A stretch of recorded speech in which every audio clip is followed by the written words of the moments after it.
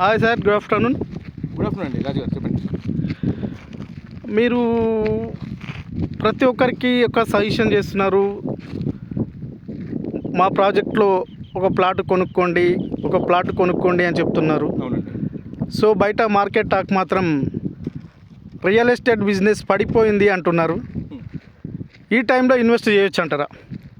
Sir, మీరు ఇప్పుడు correct question అడిగారండి. రియల్ ఎస్టేట్ పడిపోవడం అంటే ఉండదండి. ఉంటే అది స్టాగ్నెంట్గా ఉంటుంది. రేట్లు ఎవరు కూడా 10,000 పెట్టి ఉన్నది 9,000కి ఎవరు అమ్మరు. ఎందుకంటే ఆ ప్రైస్ వాళ్ళకు ఉండాలి కాబట్టి. సరే, మీరు అన్నదే కరెక్ట్ అనుకుందాము, మీరు అన్నదే నిజం అనుకుందాము. సో మీరు జనరల్గా ఏం చేస్తారండి? బంగారము, వెండియో, ఏ వస్తువు అయినా సరే మనకి తక్కువలో ఉన్నప్పుడు ఎక్కువ కొని పెట్టుకుంటాము.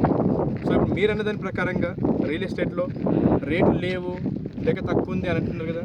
సో ఇప్పుడున్న రేట్లోనే ఇమీడియట్గా కొని పెట్టేసుకోండి. మీరు 100 గదులు ప్లాన్ చేస్తున్నప్పుడు ఇప్పుడు మీకు ఈ రేట్లో వస్తుంది అని అంటే 200 గదులు కొని పెట్టుకోండి. ఇప్పుడు మీకు తక్కువ వస్తుంది అని మీరే అంటున్నారు, కొని పెట్టేసుకోండి. మీకు అడ్వాంటేజే కదా, ఇప్పుడు మీకు ఎక్కువ గజాలు వచ్చేస్తుంది. సో మీరు అలాగే ప్లాన్ చేయండి. ఎక్కడ కూడా రియల్ ఎస్టేట్ అనేది డౌన్ లేదండి. ఒకవేళ మీకు ఆ ఒపీనియన్ ఉంటే ఇదే రైట్ టైం ఇన్వెస్ట్ చేయడానికి.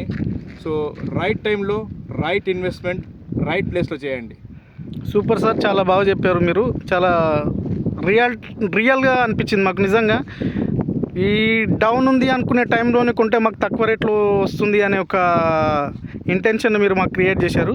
నిజంగా థ్యాంక్ యూ. మేము తప్పకుండా ప్లాట్ కొనడానికి మా బడ్జెట్లో ప్లాన్ చేసుకుంటాం.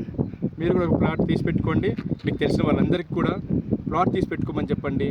ఏది తగ్గినా రేట్, ల్యాండ్కి మాత్రం రేట్ తగ్గదండి. ల్యాండ్కి మాత్రం రేట్ పెరుగుతూనే ఉంటుంది.